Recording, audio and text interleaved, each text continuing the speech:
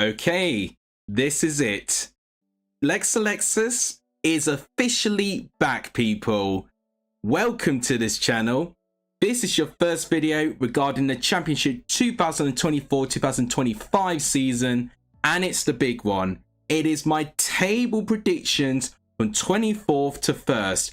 I've done an annual tradition of this, getting some right and getting some wrong, and ultimately laughing at all of our predictions when we hit May next year. It's a lot of fun, and I have been a bit MIA, but all that will be explained very, very soon regarding more stuff this week. My score predictions video is actually going to be out on Thursday, so things are really starting to escalate here because we are days away from new season starting. I've now got to put my neck on the line and try to say that I know a lot and predict the whole championship table. I'm going to get stuff wrong. I'm putting my hands up. I will get some stuff wrong, but I'm also hoping to get some stuff right as well. I want you guys to get involved as well. Feel free to leave your score predictions and your table predictions for today's video's purposes in the comments down below. Whether it's your team's finish, whether it's your top 6, your relegation, or even your 1 to 24 places as well. I would love to react to all of that. It also just gets me engaged and really, really excited to hear people's thoughts. I'm having a bit of a risk because typically I would put an early set of championship predictions, but I've not done that this year. I've been really caught up with study. I'm studying quite a lot, to be fair, which is why you've not seen me for a while. But I'm making a little bit of time for this week, at least, to get some content just to get this channel back up and running. And we are ultimately going to start this new season as a party. If you guys are so excited for the championship to come back and for this channel to be revived, please smash the like button. It really does help. Please do hit the subscribe button as well. And sharing the channel really, really is massively appreciative. Every view and comment really, really helps. And thank you guys for spending your time to watch me today. So, new season, I think also means a new intro. Yes, that's right. Lex Alexis is fully back, baby. Take it away, new intro.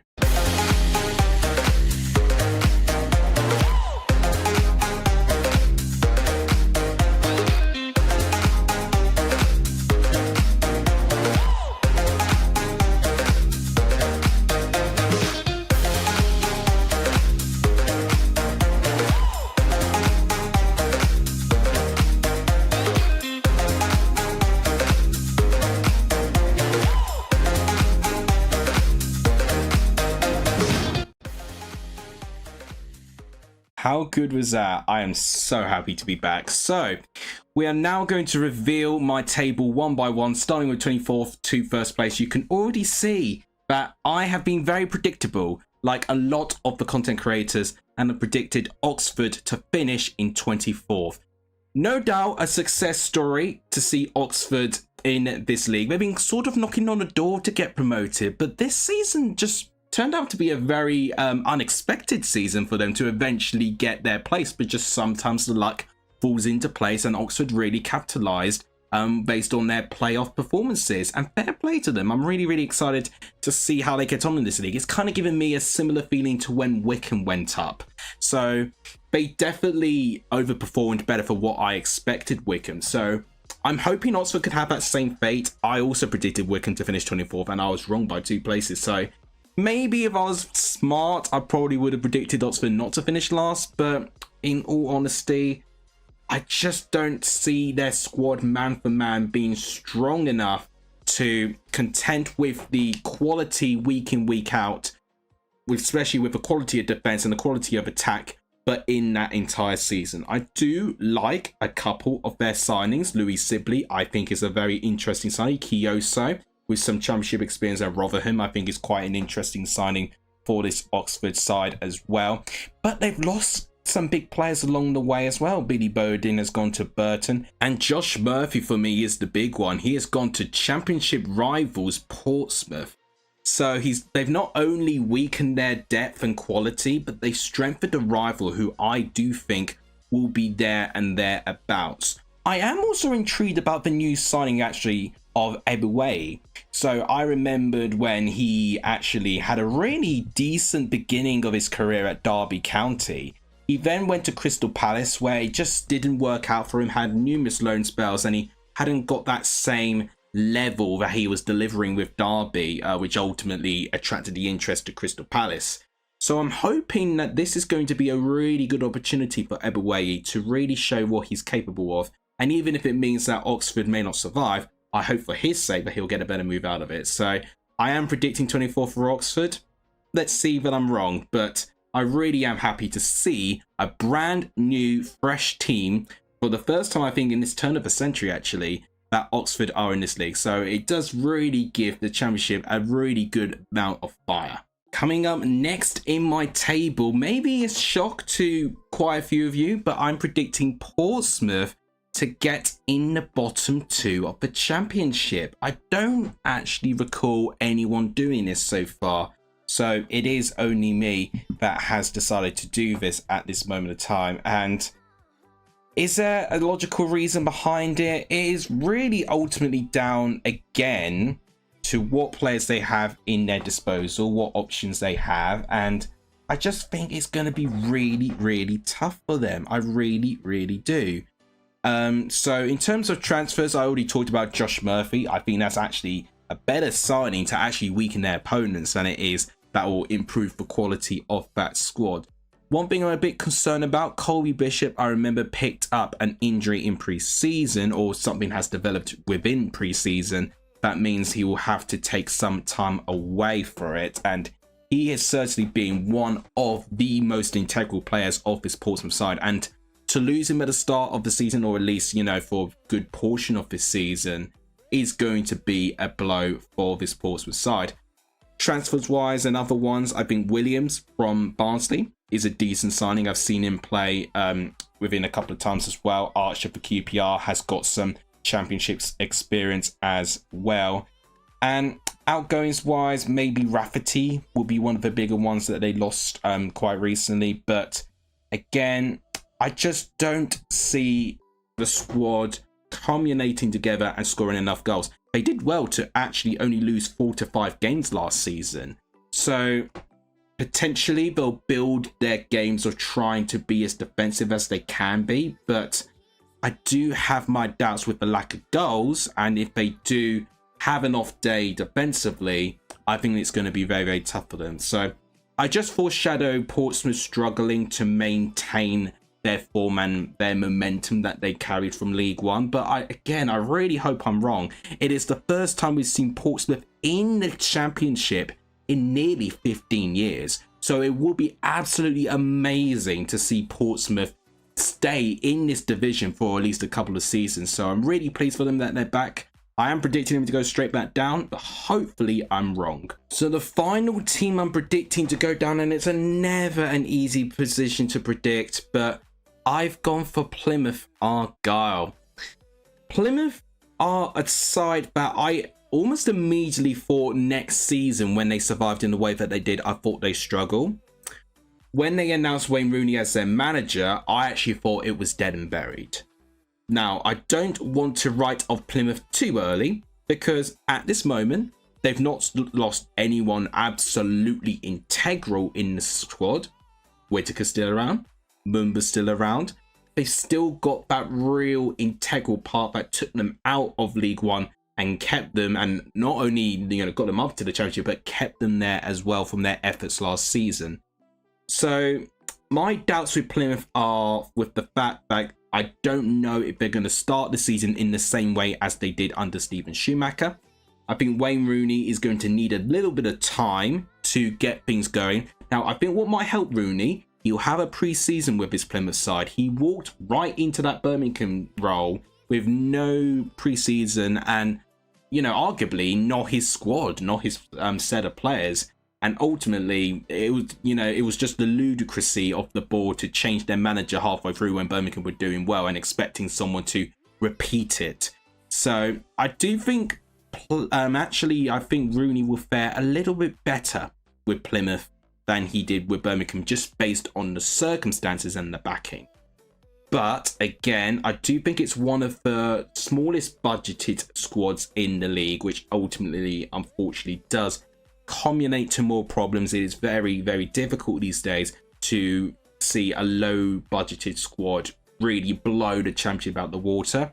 And again, I'm thinking of their key personnel. If any of them are injured for a long period of time, I do see them struggling to adapt to it as well. Their away form last season was really, really non-existent. And if Rooney does not find a way to allow this Plymouth side to gain confidence at away grounds to pick up points, then Plymouth are really going to find it very difficult this year. So I do think they survived on the basis of how well they started last season, especially with their home form. If it's a little bit like for what their form was in the end of last season when Mark Foster was in charge for a good portion of it, then I do think it's going to be a tough ask for this Plymouth side to survive. So I could easily see them surviving. I backed them to finish 21st, which was a correct position. 22nd is one place lower. And I do think, unfortunately, they may fall fate to second season syndrome to send them back down. So I'm going to go Plymouth 22nd. But again, to the three sides are predicted to go down. I would love them to stay around in this league. I do think they're newer sides that are really giving some good amount of freshness to the championship. So the team who I think will survive in the narrowest of margins is Derby County. They are back in the championship for the first time, I believe, in 2 to 3 seasons, and I do think they will stay at least for 2 following seasons. Now, this is a really big test. I do think this Derby side is certainly not as strong as we have seen in previous Derby County squads. And Paul Warne as a manager, I think is going to be very heavily tested here. He has been in the championship in the past with many promotions to the championship, but also many relegations to his name. But the expectation he was given for Rotherham was ultimately to try and survive. It was almost that trying factor that they were always underdogs. Derby, whilst they will feel the pressure of being a newly promoted club, their expectations are huge. And I do think that part of it, if Paul Warne does not manage that well, it could eat him alive. So I do fear for Paul Warne in that regard. And I actually might not be too shocked if Derby start quite poorly, that they may have a change of managerial personnel halfway through the season. Squad wise, it is certainly, to repeat, not as strong as what they previously had, but it is a squad that, you know, does have championship experience in terms of ingoings go. I like the signing of Ebou Adams, again with some championship experience.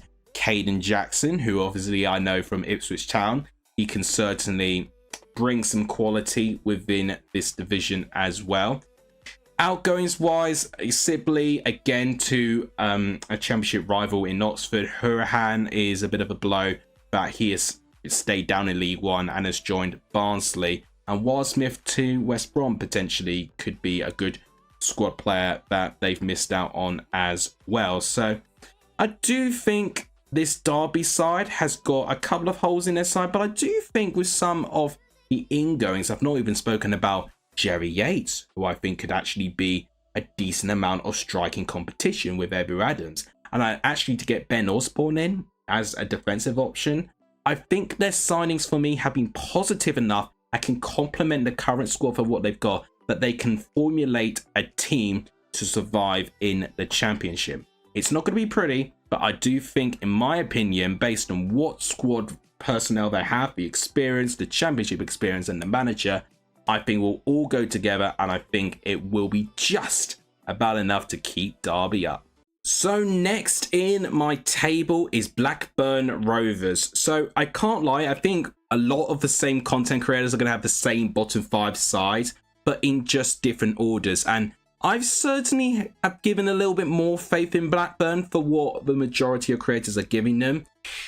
The really difficult thing with Blackburn is that they are making moves literally days before I've made this video, where actually I would have really backed Blackburn to go down. But they've recently got the signings of Carl McFashing over the line to get him back. They managed to get Danny Batt for some defensive experience as well. And Andy Weimann may be a little bit beyond his peak now, but again, so much experience. So I do think Blackburn are going to be a bit of a slow burner when it comes down to transfers. I think the major outgoing that they've suffered so far, which can affect them, I think, quite significantly, is the loss of Sam Gallagher to Stoke. So I do think Blackburn will struggle, but I actually think still with the core squad they've got, with the signings they've got in, that might just still do it still. There's so much uncertainty on Smodics, and I think a lot of creators are assuming Smodics is going to be signed, probably by a really good Championship club or a low Premier League club. It's sort of in that ballpark. Smodics is still a Blackburn Rovers player, but I certainly think he'll be looking to move. So I think when you're taking a player that scored half your goals, you just think, oh, they're going to go down. But again, I think Blackburn are going to actually make some really late business. And even with the outgoing Osmodics, if they cash in, I think that'll really help them as well. So I think I'm putting Blackburn in that lower part of the table based on the fact that I think their manager is really talented in John Eustace. And I do think as well, with still some of the core squad like Tyree Stoneman still in the squad, I think as long as they don't have too many sucker punch outgoings, I think Blackburn can still pull it off and survive. So you've got your one fan, Blackburn. I'm backing you to survive in the Championship. Please don't let me down, because I really have actually been a little bit different predicting you to survive this year. So we'll see if this prediction goes on to bite me. But you know what? We need a gamble sometimes. We are always putting our necks on the line, and I think this is going to be one of the ones that I am going to back. So let me know what you think of that prediction in the comments down below. So we're still within the bottom six, and maybe this will be a shock, but I've got Watford all the way down in 19th place. Now, actually, that's not too, big of a drop as you actually would expect. You forget how low Watford finished down the table last season. Their form in the second half of the season was non-existent. They barely picked up any points. Even when Tom Cleverley came in, I mentioned a lot of the time that he picked up many draws. They never won a lot. And ultimately, if you draw every game, you give yourself 46 points, you might survive narrowly.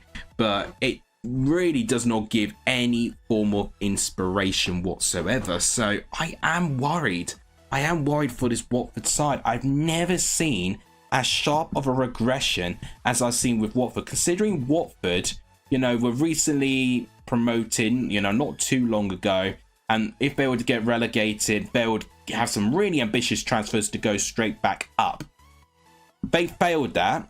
They've run out of their parachute payments, or at least they're entering the final year. I've lost count on how many years they've now spent in the Championship. But right now, they're really running out of chances. And I am not excited with the signings they've got in. I can't lie. I'm feeling quite uninspired. And I think that's the feeling that a lot of us are feeling. I think we're feeling a little bit uninspired.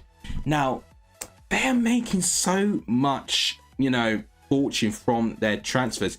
Kone to Marseille, 12 million euros. That can go straight away to the squad, but they've not done it so far. They've lost Fletcher and Ben Hamer to a free transfer. Ben Hamer specifically to Sheffield Wednesday, a Championship rival. So I do see more outgoings as well. Asprilla, he could potentially go to a Premier League club. Leicester City looking quite interested in him at this moment of time. So Asprilla and then Kone leaving as well. Two, I think, of the best players that Watford had last year. I am really quite scared for them. I really am. I think it's going to be a really turbulent season. I don't think relegation, but I can't lie. If there's any shocker that we could see get relegated, I would not actually be too mad at predicting Watford. I do think the digression of this side really goes down, I think, to the ownership as well. And I think the fact that they do have this joint ownership with Watford and Udinese as well, and Udinese are still a Serie A side, I do find it a really bit of a bad look for this Watford side, considering the ambition that they got in Udinese. I mean, they announced today that they're getting Alexis Sanchez back in their club. So, you know, whilst he's past his peak, that's a really exciting, marketable signing for Udinese. And Watford are here losing their best players. So I do think it leaves a sour taste in many Watford fans' mouth. And 19th place will certainly be their lowest finish in quite a long while. So ultimately, it's down to sort of cleverly just having his hands tied with what he can work with here. The lack of care and investment in the ownership for this squad as well. And just the negativity. And when you see a negative momentum, ultimately, it is so difficult to overturn it. And the best way to do it is to get a good turn of results. Maybe a transfer as well could also spice things up as well, and potentially change of personnel in the managerial department as well. So I do think it's going to be a really tough season for Watford. And yeah, I can't believe I'm saying this, but Watford, I think, could finish 19th.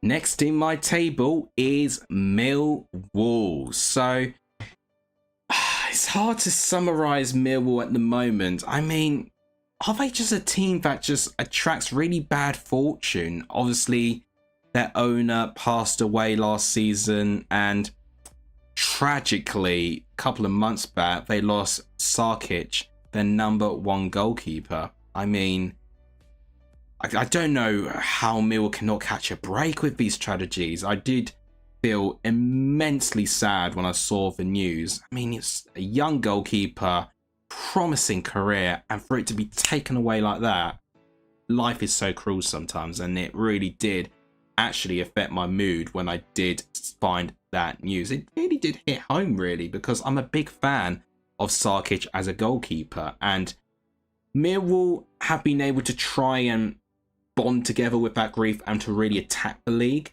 That's what I was expecting last year, which is why I predicted them all the way up in 7th last year in my table predictions. And ultimately, I was quite a fair bit wrong. They certainly performed under for what I expected them to perform. And I think this season could be a bit of a regression. They have been one of the quietest sides in the transfer window.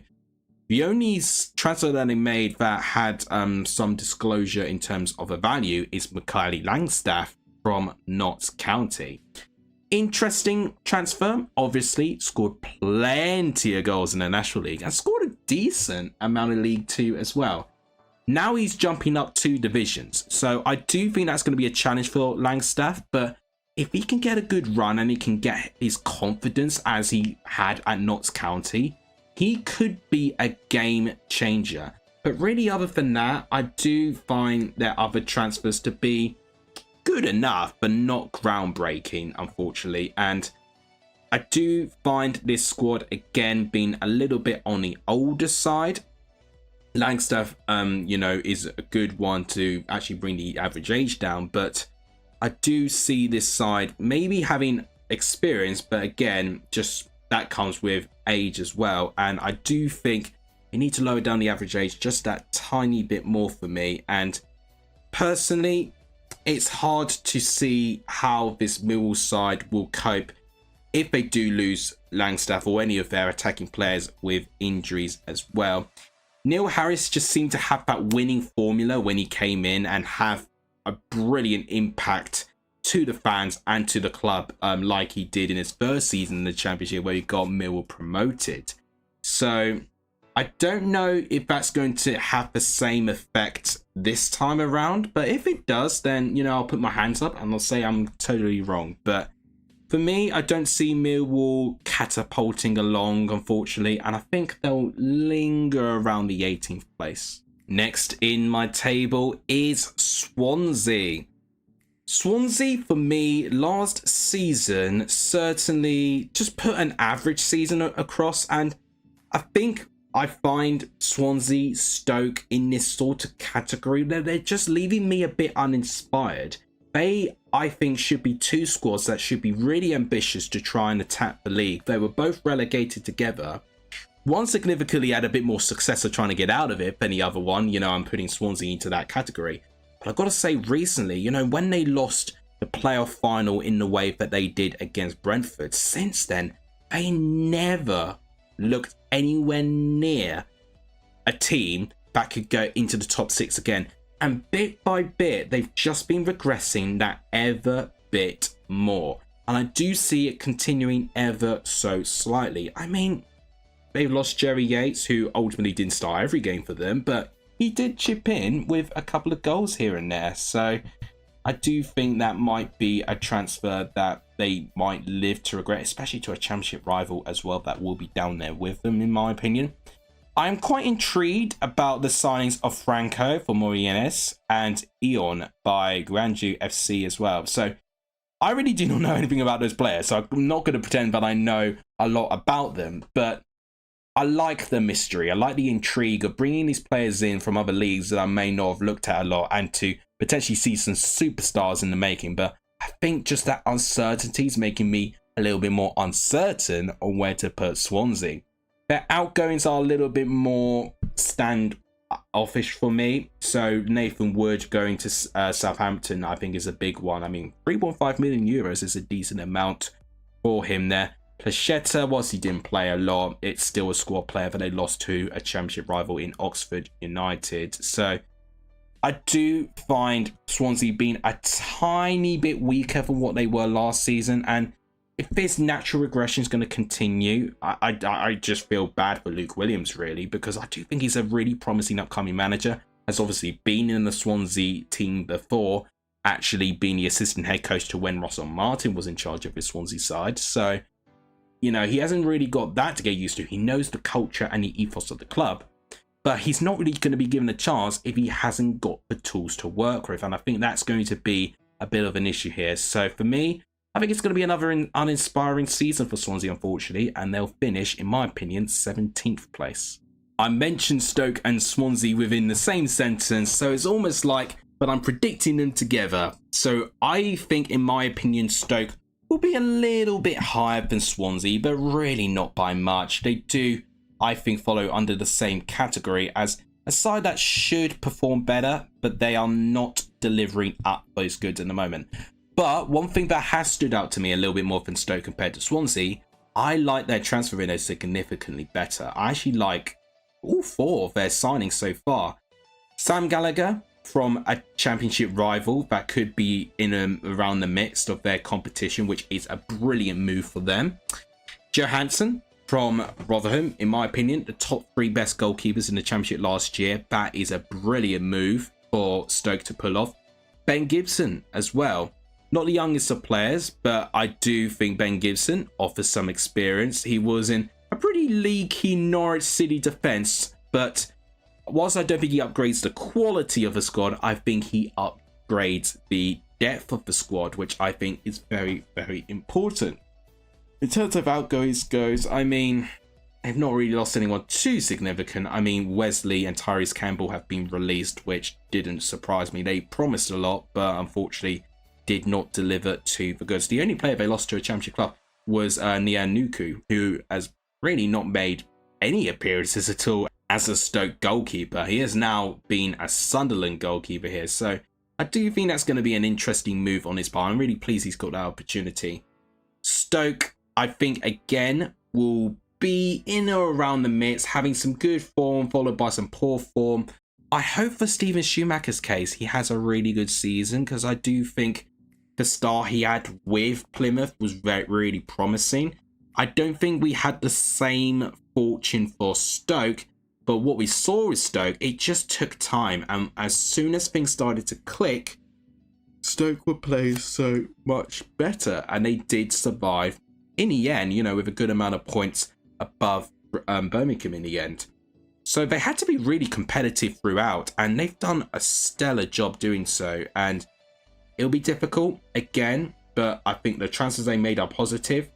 But I'm not going to predict Stoke to finish a lot higher, just due to the fact that I am guilty of overhyping their chances, and then they ultimately let me down in the end. So for me, it's going to be 16th place for Stoke. Let me know what you think in the comments. Coming up next in my table prediction is Preston North End. Now, Preston has been a side that's kind of jumped up and down in my table, and I've kind of compromised in the end that they're going to be within the middle of my predictions. Now, the thing has been a bit hard for me. I've seen Preston naturally improve, so a 15th place finish will tell you that they are going to regress quite a fair bit considering how they finished last season. But for me, they've not done enough, in my opinion, to really convince me that they will absolutely attack this season again. They have been really, really quiet, likewise with Millwall, in making moves. Sam Greenwood, I think, is an interesting signing, however. He could be a good signing on loan. In terms of their outgoings, though, it is a little bit more devastating, including losing Alan Brown to Championship Sunderland as well for a free transfer. That's a bit of a hammer blow, I've got to be honest. I think, especially with the amount of years Alan Brown has offered to the club, it's a bit of a shame that they weren't able to celebrate his departure by cashing in on a really big fee for him. But Preston, apart from losing Alan Brown, they have not lost anyone else as of yet. If they lost, I don't know, like a Reece Jacobson, for instance, I think this would be a really tough season for this Preston side. But they have still got a good core of the squad from last year. I don't think they're going to perform that much, better or worse than what they're going to offer already. We kind of know that they're good enough to go on this really great run, but when things go wrong, it really goes wrong, and they find it really difficult to recover and pick things up. They don't have that bounce back ability that I really strive to see in most of these clubs. So for me, Preston will be having a small regression, but certainly not a disastrous season by any means. A disastrous season for Preston will be to see them go down, but 15th I'm going for. Let me know what you think in the comments. 14th place, in my opinion, I think will be Cardiff City. I think Cardiff are a side that a lot of people have differing opinions on. I think some people think they could potentially step up for what they've got. Some people think they're going to really, really regress and Baloo's going to get found out and stuff like that. But I can't have them in the middle of that. I think they will be in a very similar position for what they found themselves last season. I like their transfers. I really do. They've been rather busy in this transfer window so far. Kanga from Hertha Berlin, I think, is a very exciting transfer.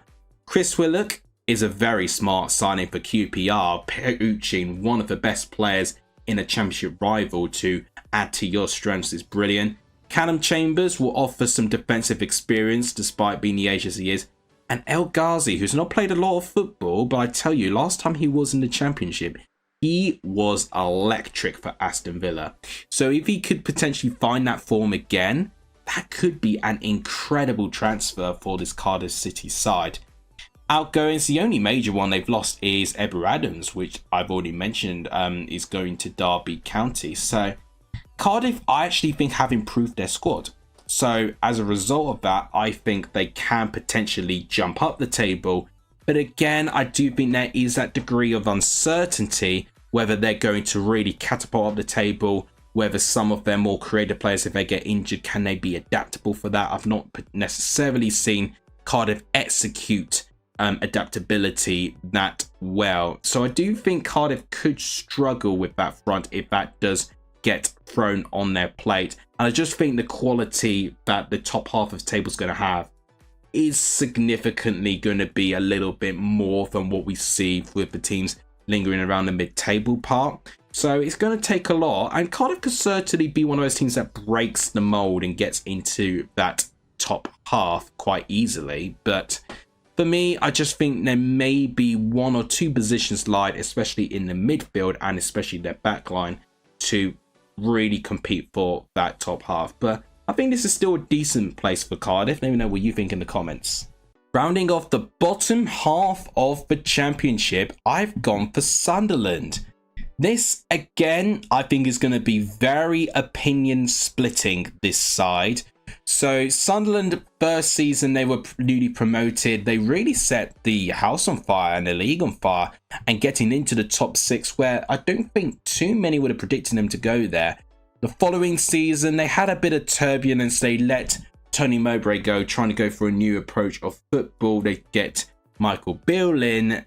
Ultimately, the appointment did not work whatsoever. And practically in the last couple of weeks or so, Sunderland didn't really turn up at all. Now that they've got a new manager in charge, it does excite me in terms of the sort of philosophy he could bring to that squad. Bit inexperienced in English football, so I will be intrigued to see how Sunderland as a whole get on. I already spoke about Nuku from Stoke City being a brand new goalkeeper, but I do like a couple of our other transfers. Ian Pervada for Leeds, full of experience in the Championship. Alan Brown, of course, he's going to have experience in the Championship with Preston. Moore, which is another goalkeeper, so we're looking at maybe Nuku and Moore being the two rival goalkeepers fighting for that number one spot here. In terms of what outgoing show, they don't really have anyone that major, honestly. So I do think they've kept a lot of the core of that squad, which is why I think Sunderland have improved their squad. And the only reason why they wouldn't be any higher is just down to the uncertainty of their manager and whether they can handle the situation where they're going to have a lot of really good players out injured. I mean, they had Jack Clark injured for a lot last year. When he was injured, Sunderland were nowhere near getting enough attacking moments and being clinical enough without his presence there. So I do think the over-reliance on some players is what's holding me back from predicting Sunderland to finish higher. But again, I could be very, very wrong with this. Let me know what you think in the comments. Starting off the top half of my Championship predictions, we have gone for QPR. I mean, what a rise this is for Queen's Park Rangers, considering last season where a majority of us predicted them to go down. And it looked to be that way in the first half of the season, but Marty Cifuentes comes in and changes the whole squad. And that is a good example of a managerial decision going right. Now, this will be really interesting for Cifuentes' first full season as QPR manager. Now, you notice that I've not mentioned the two words pre-season so far. That's because I don't really believe in basing my thoughts and views of how a team's going to perform based on pre-season. Because if this were the case, then QPR will be near the bottom because they've not picked up a win in their pre-seasons and have been having some pretty poor results. But we can't, forget what squad players they have at their disposal. Now, they got Varane quite recently, who they were linked with from Sporting Gijon. I'm really pleased that they managed to get that deal over the line in the end. Zan Sela from Lugano for €2 million is quite an interesting move, quite eye-catching for me. My big reason why I've actually not put QPR any higher is because of their outgoings. Sinclair Armstrong and Chris Willock, I think, are quite devastating to lose both to Championship separate clubs as well. So I do think it's going to be quite difficult.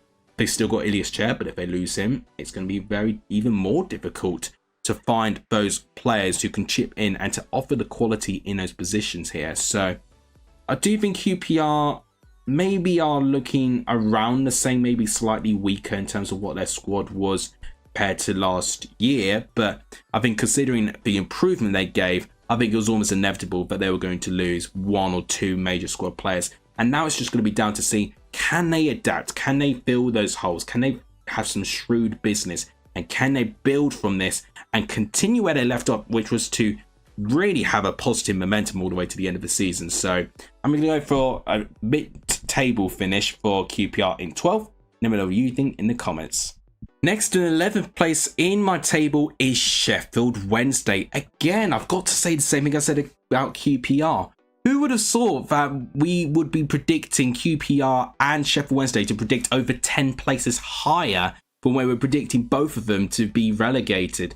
And again, it actually comes down to some genius bit of business from Shansiri. He's certainly been an owner that's been rightfully criticised. But one thing he got right was getting Danny Rowe as their manager, because what he has done, he has turned this side to play with so much more confidence now. It is ridiculous. And I do see this side potentially reaching new heights. Now, I'm not saying playoffs like a couple are making the suggestion for, but I do think they could be in a decent position. I do like the signing of Max Lowe on a free. Ben Hamer will be a decent goalkeeping option they can rely on. Chalobah from West Brom, I think, is a good move as well. Jamal Lowe with some great championship experience here.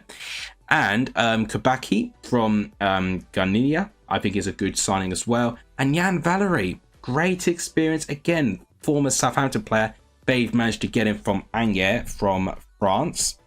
Outgoings, in terms of that, I mean, you could probably argue Lee Gregory was a big one. George Byers, arguably a big one as well. But again, I actually think they started losing their way in, the priority starting 11 when Sheffield Wednesday were really starting to climb up the table. So I do think this side are improving. I think the transfers they brought in have improved the squad. So therefore, I think they will get in a much improved position. And it's just going to be interesting to see if they can handle setbacks and whether something may stop the positive momentum that is Sheffield Wednesday, because they looked pretty unstoppable since Danny Roll took over. So I'm going to be really intrigued to see how far this momentum takes them. I think it'll take them to 11th. They could finish higher, or they could really finish a lot lower. Let me know what you think in the comments. Can't lie, guys, I'm really going to change topic in a minute. I've been sitting here for nearly an hour now, and we're only at 10th place. YouTubing is hard. It really does take a lot out of you to sit for over an hour and still have a lot to do. But let's go through this top 10. For me, it's going to be Hull City. Hull, I think, again, so many people are going to be predicting different things. Some I think may think they will improve again to the top 6. Personally, for me, I think they will regress to where they finished last time, which was literally 7th, the one place below the top 6. Reason being, they've lost Villaging Badace to Aston Villa, who decided they do not want to loan him out anymore. They want to keep him permanently and to be a part of their squad. And Liam Delap and Jacob Greaves have both gone to Ipswich Town. So those are 3 really crucial starting 11 players gone from that whole squad in really quick succession.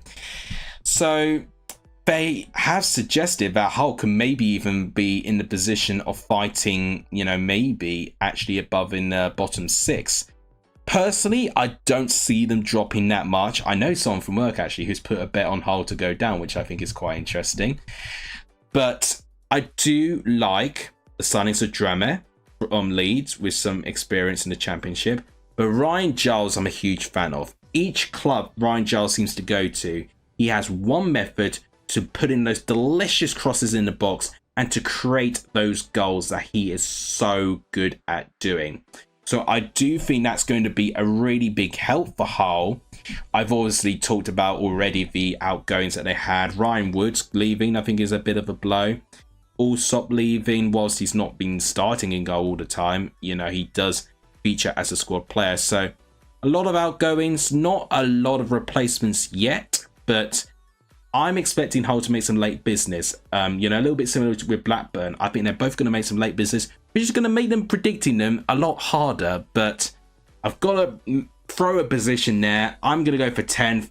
I could easily think they'll finish as low as 17th or as high as 6th with a couple of transfers. It just depends how I feel about them. Let me know what you think about Hull in the comments down below.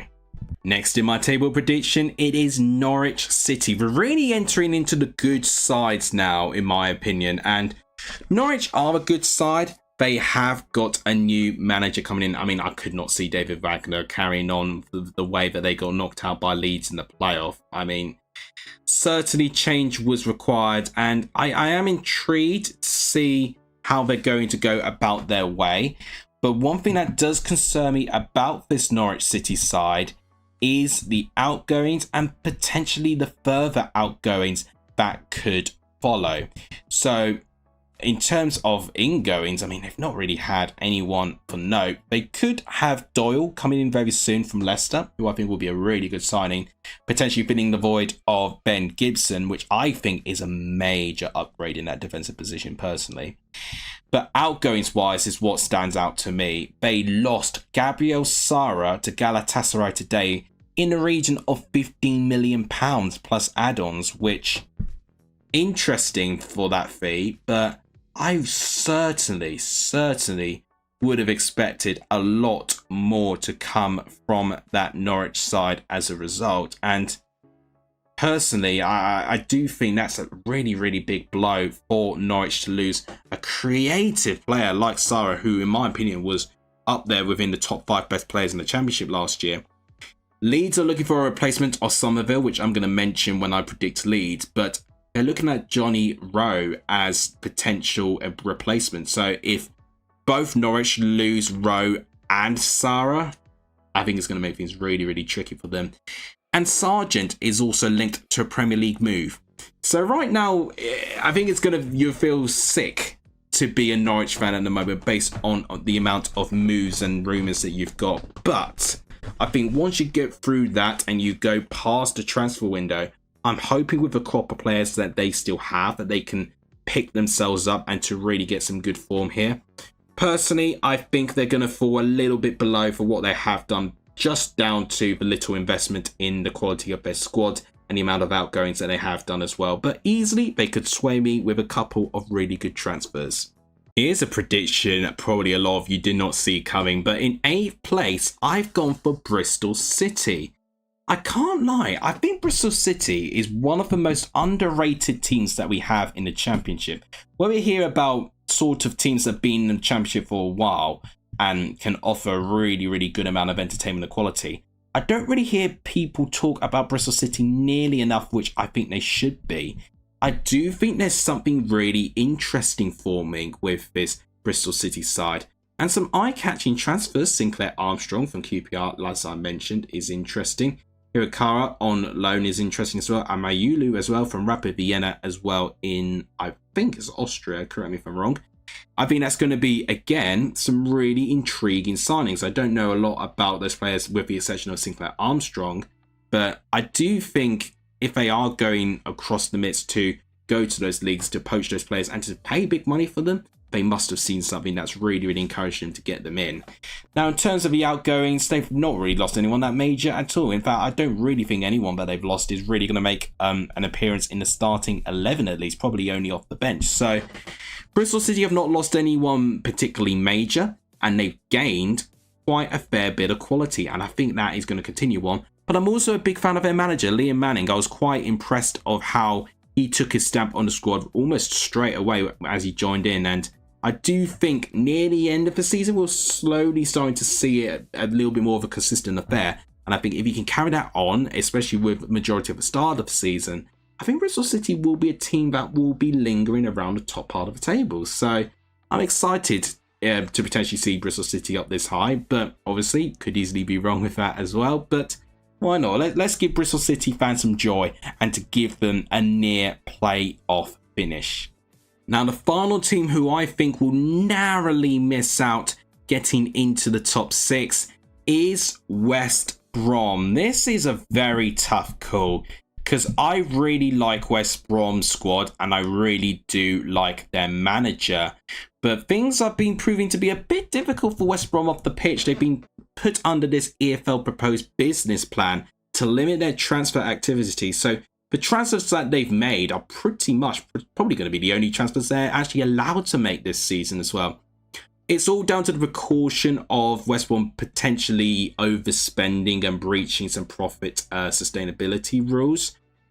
Basically just down to the 2 different ownerships as well, which you've got the previous ownership using the last year parachute payments, and then you've got a new owner in wanting to try and make a really good approach of themselves and really splash the cash to try and improve the squad. And his business plan is just going to prevent West Brom going over that spending limit, but still, being able to survive as a football club as well. And it sounds like they've not got stress to pay bills and stuff like that, which is a really good sign. Still, it still means that they've still got some decent amount of cash flow within their business as well.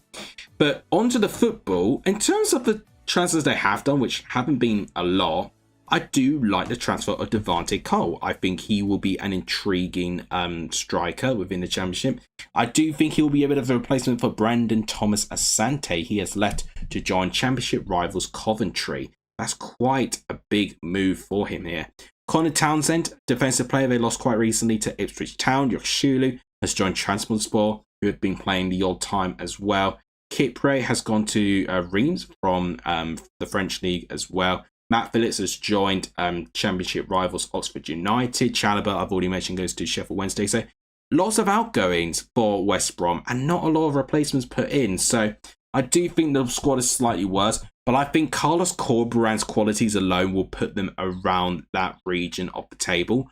I just think it's going to be too little firepower for them to guarantee that top 6 place. Now we're into the good stuff. We are now within our top 6. So my top 6, in my opinion, is going to start off with Sheffield United, the first of the recently relegated sides from the Premier League. And it's no news to you, it's the same 3 teams that got promoted 2 seasons ago, so I don't think I need to bring a reminder here. There are some really interesting transfers that Sheffield United have made. The most expensive one actually being Harrison Burrows, who I think is up there for one of Peterborough's best players last season in League One. The other transfers, though, do excite me. Sam McCallum for a defensive option. Kiefer Moore, who I've seen at Bournemouth and Ipswich in the second half of last season. A good striker in this league. Callum O'Hare, I think, is a very exciting transfer. I cannot wait to see him still operating with Gustavo Hamer as well. It's going to feel like the Coventry midfield duo of old, honestly. And Shackleton, I think, is a decent signing for Sheffield United as well. Outgoings wise, Archer obviously was inevitable. Aston Villa were going to keep him for what they got him for. Bogle to Leeds, maybe could be a bad one to let go to your rivals. But again, I don't think it's the end of the world. Max Lowe and Wes Fotheringham, to be fair, starting quite a fair bit and both going in their separate race as free transfers following the fact that they could not extend their contracts. So quite a lot of outgoings. But ingoings wise, I do think it's quite interesting. I do think this squad, I think it's going to take a little bit of time to get used to the mental block that they picked up from the Premier League. It's going to take a while. And I'm still not too sure on Chris Wilder, honestly. Obviously, when he started at Sheffield United, he was unbelievable. But then the past couple of seasons, his championship stints as managers have been a bit on the uninspiring side. And we could see a case where maybe Sheffield United start uninspiring, they find a replacement manager, and then they charge up the table and just about finish in 6th. You know, I actually wouldn't be too surprised if that turns out to be the case. But I hope for Chris Wilder's sake, he has his last chance saloon and he gets it successfully within this competitive championship season. 5th place in my 24-25 table predictions for me is Middlesbrough.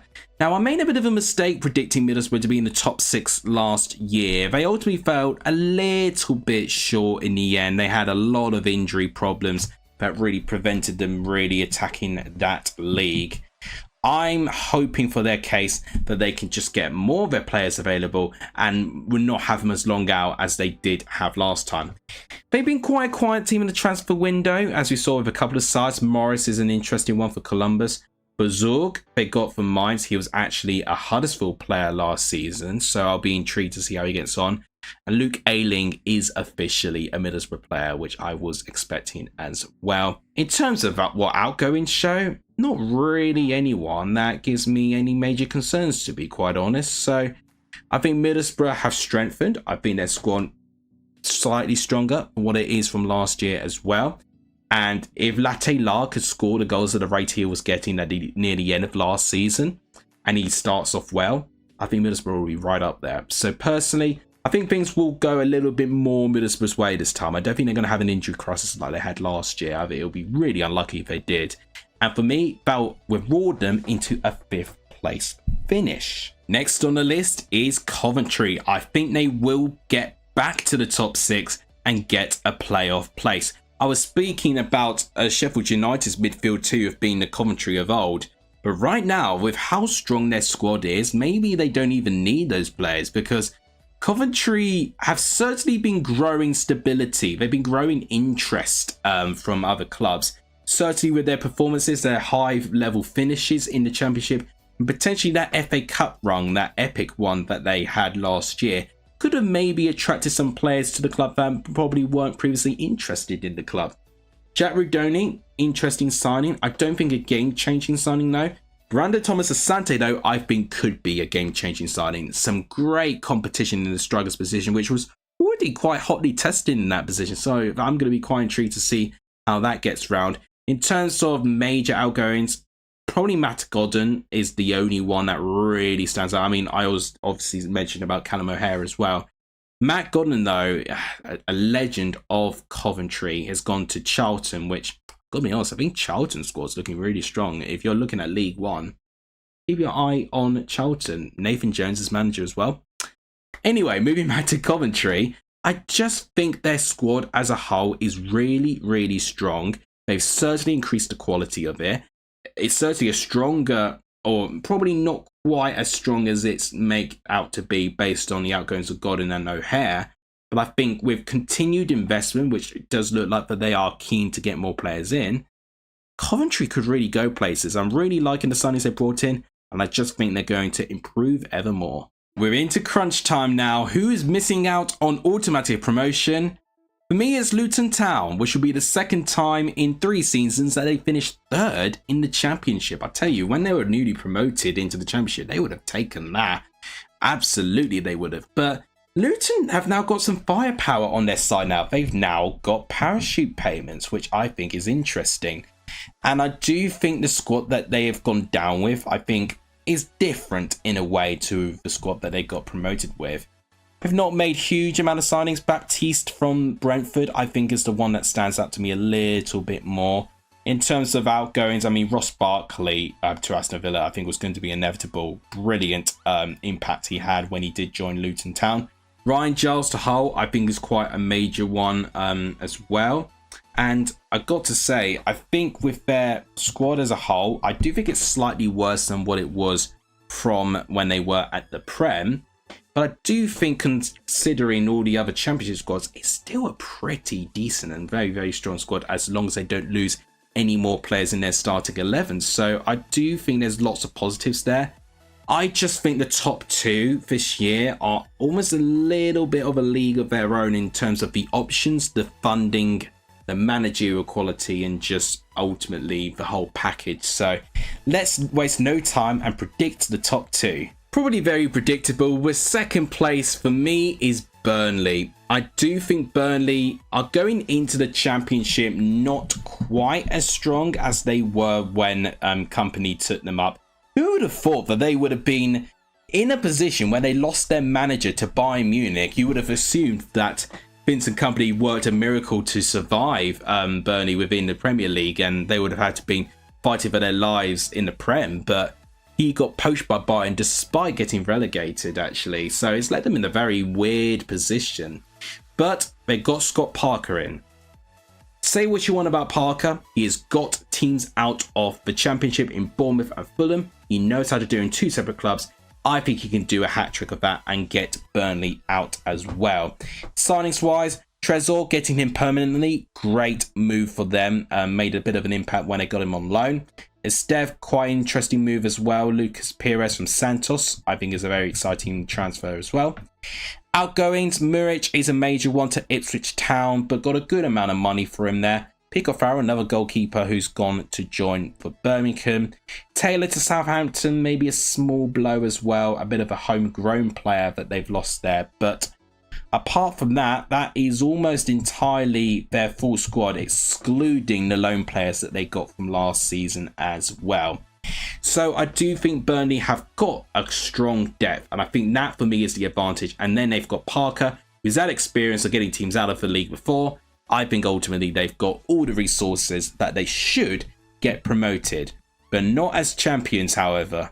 That title easily goes to Leeds United. I mean, we got to put in perspective what this Leeds side did last year. They accrued over 90 points in a season and did not get promoted. If they can even produce anywhere close to what they got from last season, they will not only be promoted as champions, but promoted by champions by a long way. I don't think we're going to see anything like the madness of the competitiveness that we had from last season with 4 outstanding championship sides.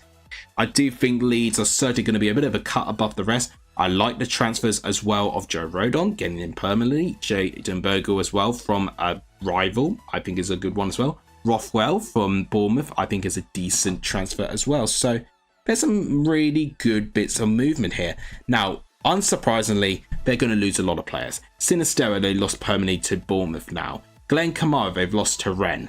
Archie Gray, they lost to Spurs very early on. And very recently, Somerville, with a much significantly less fee than Gray, has joined West Ham. So I do think, whilst they've lost some big players, they have lost some big players, the amount of money they picked up from it is insane. They're still within their parachute payments as well, so they can definitely use that to really overpower some fees to get some really good, exciting players in.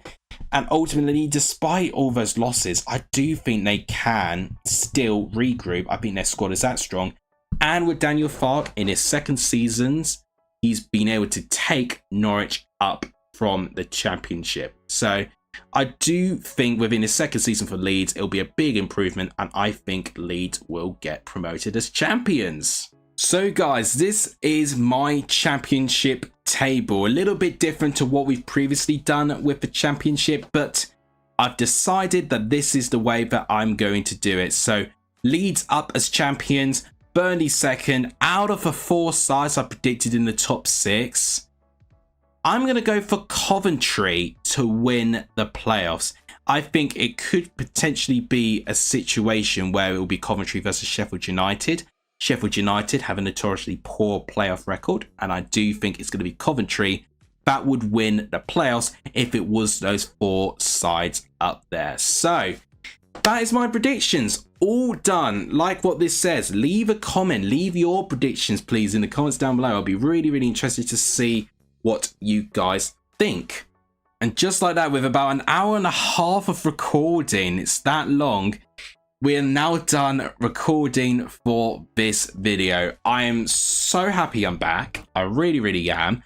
I'm not going to set the channel on fire, quite literally, with a bang, because I've got so much studying to do. It's really overwhelming. But I am going to get these table predictions out today, and you'll see my score predictions out on Thursday. And ultimately, from that moment onwards, I'm going to be posting whenever I can available. And it means Prediction League is coming back soon as well. So a lot of reasons to be excited about with the football starting and Let's Selectors now being fully restored. So that'll be it. Thank you guys so much for watching. Like this says, please do like, subscribe and share and comment and all that stuff. It really is massively appreciative, and it really does help with the algorithm. And that will wrap it up. Thank you guys so much for watching. You guys are legendary if you're still in this video. And as always, I'll see you guys soon. And I, for one, I am back. I'm really glad I'm back. Can't wait to see you guys again. Take care, everyone.